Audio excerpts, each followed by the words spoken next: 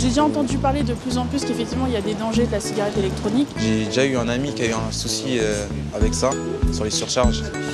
Aujourd'hui, Consomac vous dit tout sur les précautions à prendre pour utiliser avec plus de sécurité cet objet qu'est la cigarette électronique. Et pour commencer, décortiquons-la pour mieux la connaître.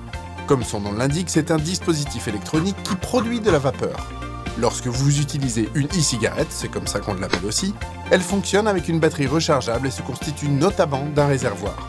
C'est là que l'on met le liquide aux nombreux arômes. Poire, pomme, menthe, raisin, tabac, il y en a pour tous les goûts. Ce liquide peut contenir de la nicotine ou pas.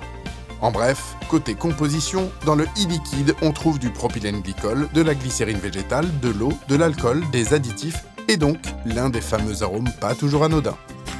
Enfin, question risque de l'objet e-cigarette, ceux liés à son utilisation sont principalement l'inflammation ou l'explosion de batterie, les chocs électriques dus à un défaut d'isolation des chargeurs et l'ingestion accidentelle ainsi que le contact cutané ou oculaire avec le e-liquide. Pour éviter cela, quelques précautions sont à prendre. Tout d'abord, avant l'achat de votre e-cigarette, pensez à vérifier que le chargeur bénéficie du marquage CE.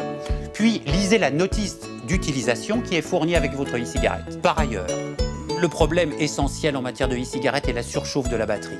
Il convient donc d'être très vigilant sur ce point. Ainsi, lorsque vous notez une surchauffe de votre batterie, eh bien immédiatement mettez-la à refroidir dans un endroit frais, aéré, afin qu'elle puisse tomber en température doucement.